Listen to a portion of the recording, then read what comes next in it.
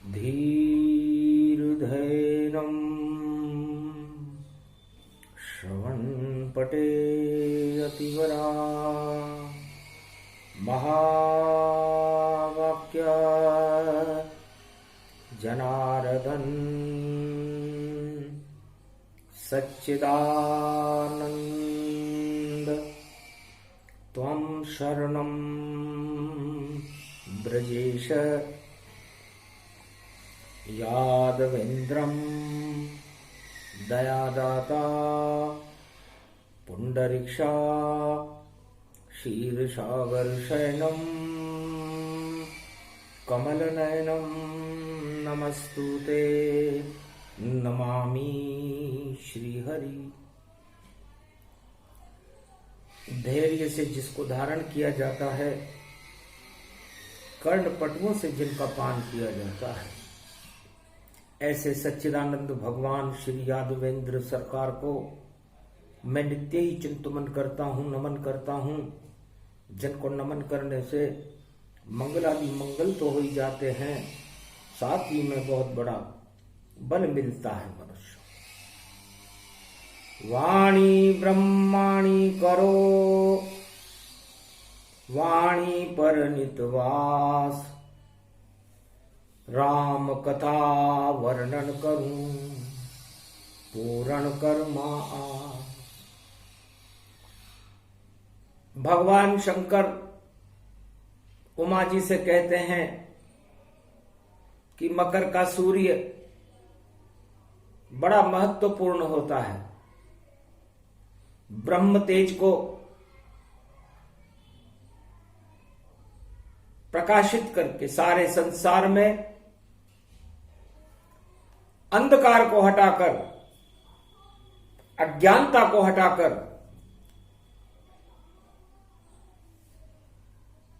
शक्ति भारत में भरपूर कर देता। सोमवार मलमास भवानी, प्रतिभा देखो मकर समानी। ये सूर्य धनु राशि से मकर राशि की ओर जा रहा है और राम संविधान मकर संक्रांति को भारत में मर्यादा पुरुषोत्तम राम के द्वारा लागू किया गया और चली सत्ता देखो, और ब्रह्म तेज प्रगटाया था और ब्राह्मण वंश की शक्ति बढ़ी, तब राम राज यहां आया था। चारों युग में राम राज और त्रेता युग में आए, ब्रह्म शक्ति के तेज से गुरु वशिष्ठ प्रगटाए। भगवान राम गुरु वशिष्ठ के आश्रम पर गए। कहा, महाराज, भारत की प्रजा के दुखों को दूर करने के लिए राजा होता है और हम अयोध्या के युवराज हैं। रघुवंश और सूर्यवंश का गौरव है और सूर्यवंश का सूर्य मकर संक्रांति को उदय होने वाला है। हमें क्या करना चाहिए जिससे हमारी प्रजा का कल्याण हो, अभाव अभियोग दूर हो और सूर्य जैसा प्रकाश अयोध्या में 36,000 वर्ष तक फैलता है। तब बोले वशिष्ठ मुस्काई, धन्य शिष्य राम रघुराई। आप मेरे शिष्य हो और हम आपके कुल गुरु हैं, और कुल गुरु ब्राह्मण गुरु वशिष्ठ। ब्रह्म तेज की स्थापना भारत में हमें मकर संक्रांति के सूर्य पर करना चाहिए। चाहे सतयुग हो, चाहे द्वापर हो, चाहे त्रेता हो या कलयुग हो, समस्त अभाव और अभियोग को हटाने के लिए सूर्य भगवान और ये मकर का उत्तरायण सूर्य बड़ा महत्वपूर्ण होता है। इसमें अश्वना नाम की किरण छिटकती है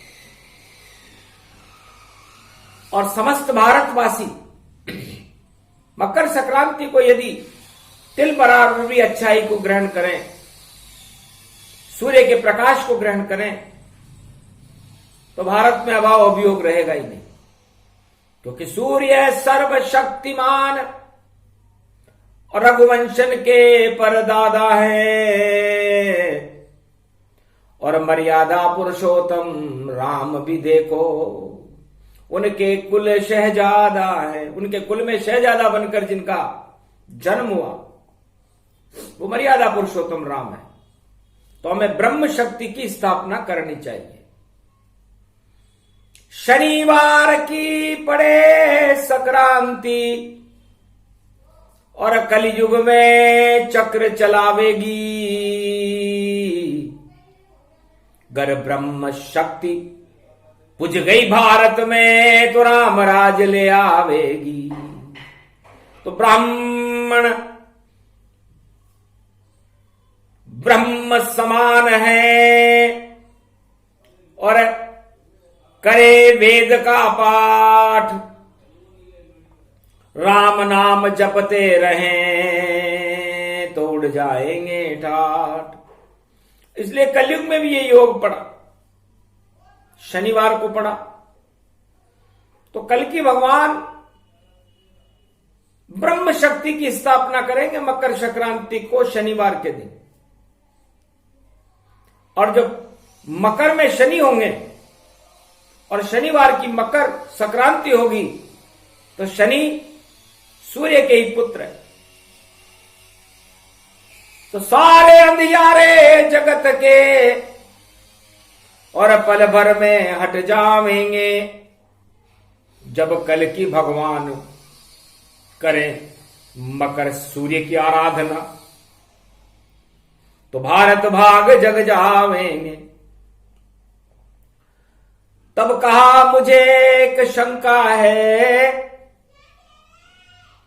लंका में रावण का डंका है और रावण तो खुद ब्राह्मण है और पुलिस ऋषि का बेटा है।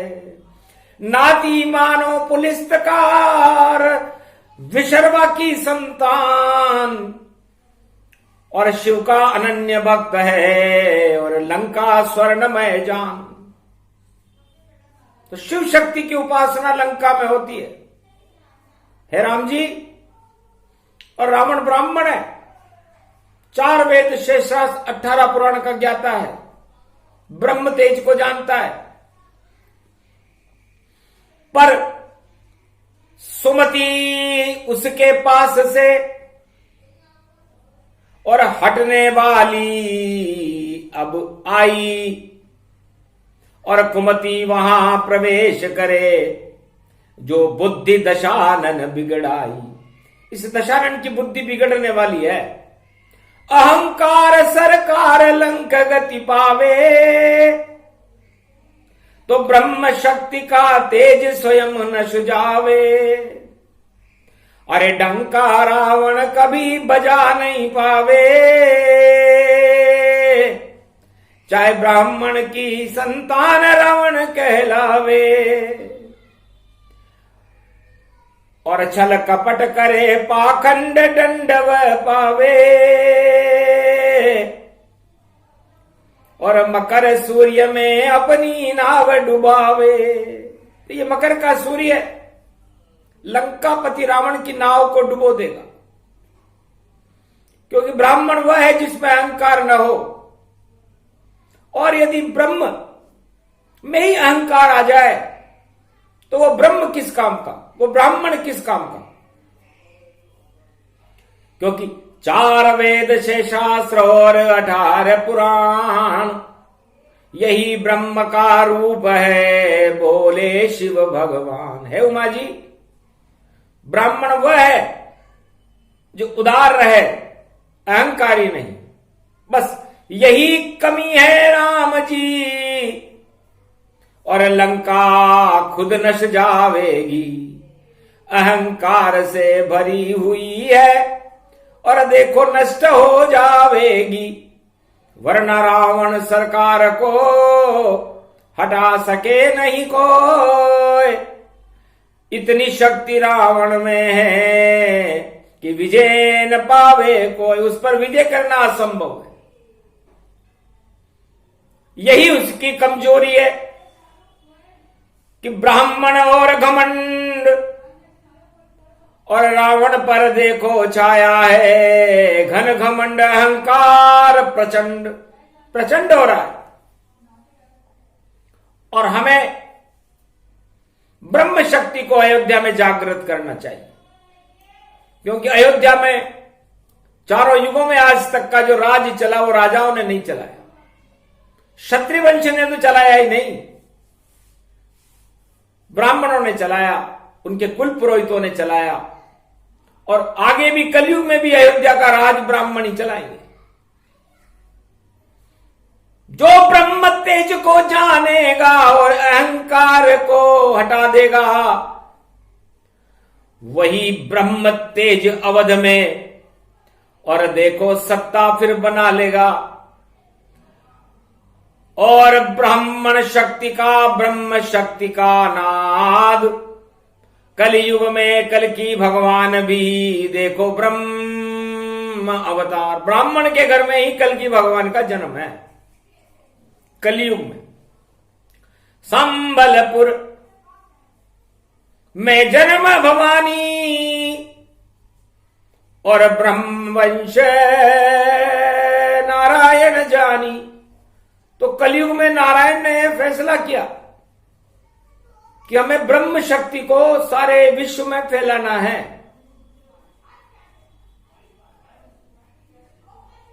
अब ब्रह्म बनने को कोई यहां कलयुग में तैयार नहीं होता, क्योंकि भूखा ब्राह्मण बैठा है इस विश्व में और देखो अपना सब कुछ खोता। तो ब्राह्मण को खोना अच्छा, पर ईश्वर का नाम ले पावेगा, ईश्वर की कृपा हो जावेगी तो ब्राह्मण राज चलावेगा। तो कलयुग में भी अवध राज अब ब्राह्मण का ही हो, और ऐसा चक्र चले कल की भगवान का कि सब शक्तियां निस्तेजियां हो, सारे विश्व की शक्तियां निस्तेज हो जाएंगी और एक नया सवेरा मकर संक्रांति का सूर्य उदय होगा अयोध्या में, ब्रह्म कृपा से होगा। ब्राह्मणों का होगा बोलबाला, सब ब्रह्ममय भारत हो जाएगा, और सब धर्मों में देखो ब्राह्मण का बोलबाला हो जाएगा। वेद पाठ, 4 वेद, 6 शास्त्र और 18 पुराण, घर घर में गुणगान हो, कलयुग में बोले भगवान। कल की भगवान कहते हैं कलयुग में भी ऐसा ही होगा, क्योंकि ब्रह्मा गुरु वशिष्ठ रूप है और वही परामर्श करते हैं, और राम राज के सारे संकट कुल गुरु वशिष्ठ ही हरते हैं।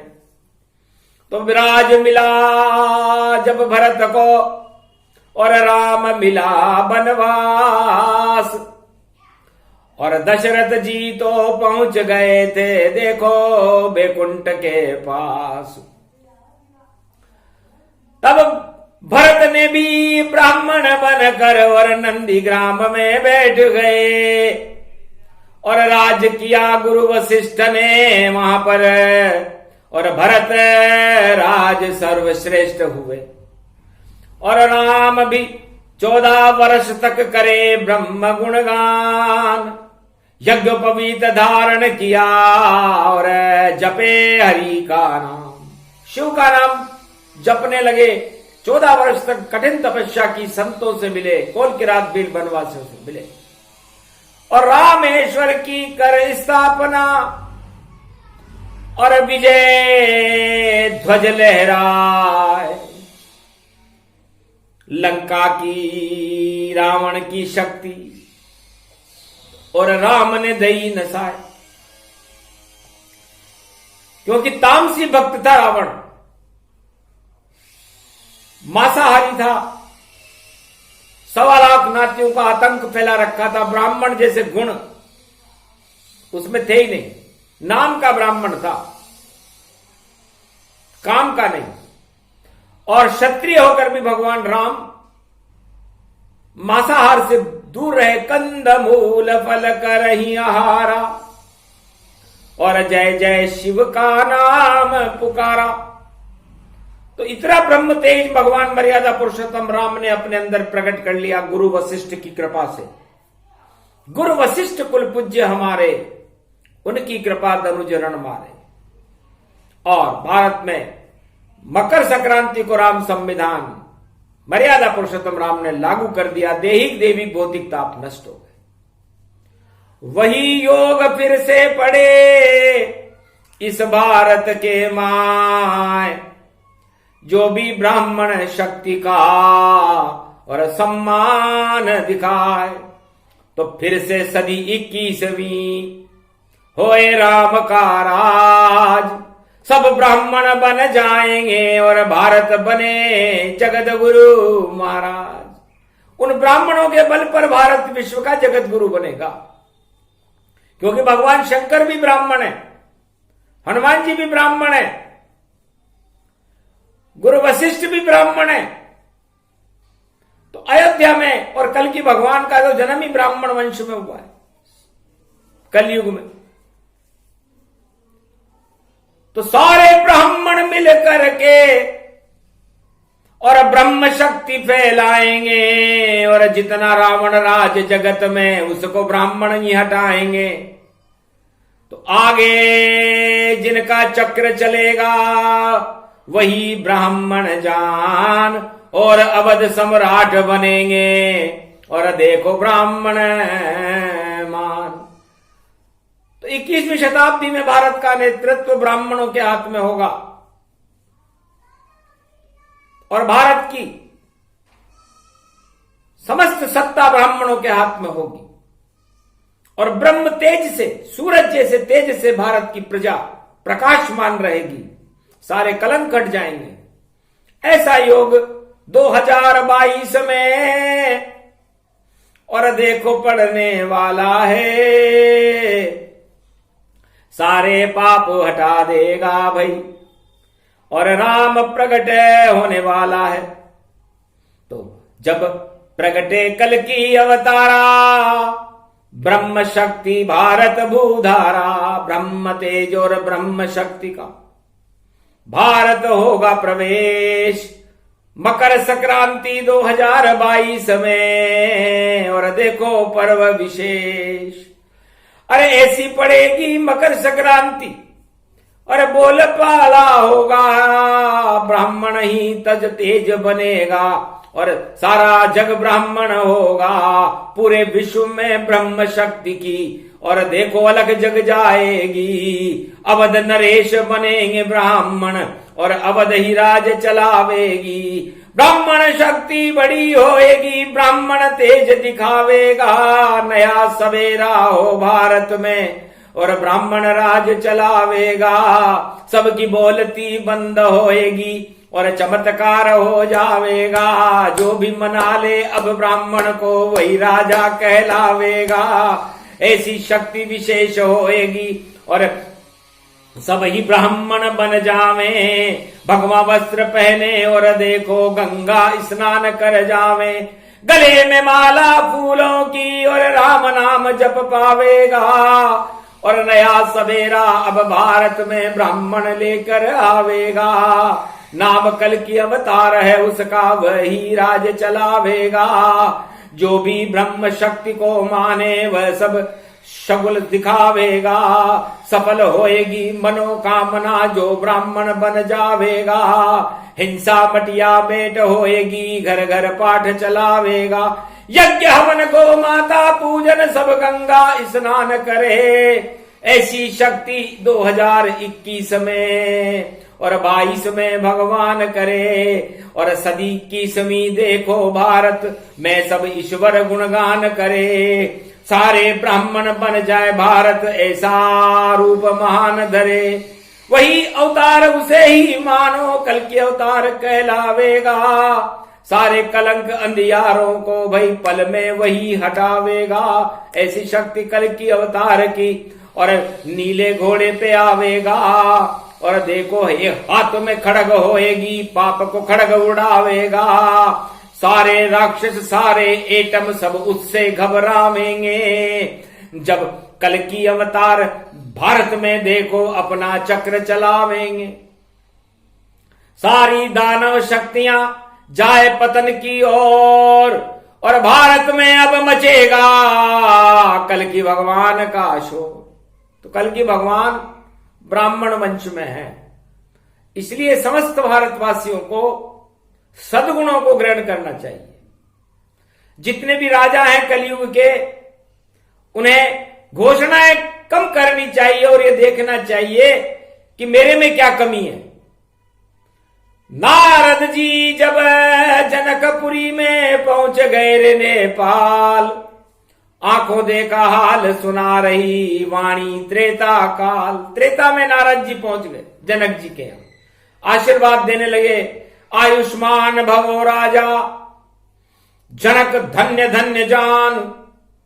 अरे कृपा आप पर पशुपति नाथ की और करो प्रजा कल्याण। तब जनक जी ने कहा महाराज राजा को आशीर्वाद मत दो आप मेरी प्रजा को आशीर्वाद दो। नारद जी वीणा बंद करी हतप्रभ रह गए सुन बात। अरे जनक राज विख्यात हो तुमने कही है क्या क्या बात। महाराज 12 वर्ष तक मेरी प्रजा भूखे मरेगी। मैं योग से देख रहा हूं अकाल पड़ेगा जनकपुरी में। तो वह राजा अपना गुणगान सुने। अरे हम तो करेंगे प्रार्थना भोलेनाथ पशुपति नेपाल से कि हमारी प्रजा का कल्याण करे। मुझे चाहे हल चलाना पड़े लेकिन मेरी प्रजा भूखे नहीं मरनी चाहिए। तो हर राजा को जनक की तरह होना चाहिए। अपना कल्याण नहीं प्रजा का कल्याण सोचे। देखे कि भारत में क्या कमी है। कौन कौन से वर्ग के लोग दुख पा रहे हैं। उनके घर में खाने का अन्न भी है कि नहीं है, भोजन भी है कि नहीं है, स्वास्थ्य भी है कि नहीं है, शिक्षा भी है कि नहीं है, रोजगार भी है कि नहीं है। वह मंच सजाकर करे घोषणा वह सारे राजा बेकार। इस कारण भारत को देखो और करते राजा बंटा ढार।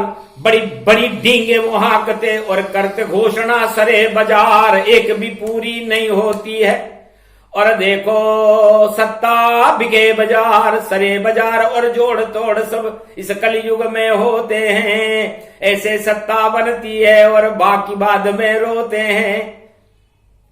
तो सत्ता चलती सत्य से सत्य यहां नहीं होए। प्रजा करो कल्याण तो भारत मंगल होए। तब नारद जी ने कहा राजा जनक तुम विदेह हो, तुम्हें तो देह का भी ज्ञान नहीं है। जाओ कभी अकाल यहां पड़े नहीं। गर गलती से पड़ जावेगा तो वह तो योग ईश्वर का होगा पर लक्ष्मी को प्रगटावेगा। तो तेरे घर में जन्मे रे लक्ष्मी और धरती से प्रगटावेगी। अरे एक मटके से आवे रे लक्ष्मी तेरा भाग जगावेगी। जाओ इस नेपाल की धरती जनकपुरी के एक लक्ष्मी प्रकट होगी और सारी प्रजा का कल्याण कर देगी। पूरे भारत का भी कल्याण कर देगी क्योंकि भारत की महारानी होगी और लंका का बंटाढार करेगी। इतना सुनते ही जनक जी को और देखो पसीना आए। घर लक्ष्मी आएगी तो भक्ति मुझसे छिन जाए। नारद जी से कहा महाराज यदि लक्ष्मी आ गई तो फिर भगवान की भक्ति से हम बहुत दूर हो जाएंगे। इसलिए ऐसी कृपा कुछ करो नाथ नारद भगवाना, कि रहे ईश्वर के पास जनक गतिमाना।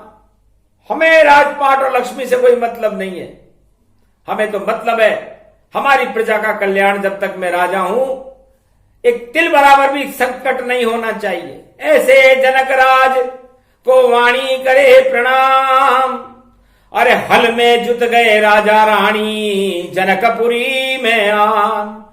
सारे अकाल ही हट गए, जन्मी लक्ष्मी मात, वह सीता का रूप था और प्रकट हुई जगमात। नया प्रकाश पैदा हुआ, सीता नवमी को जन्मी और देखो सीता माय। और चैत्र पक्ष राम नवमी को जन्मे राम रघुराय।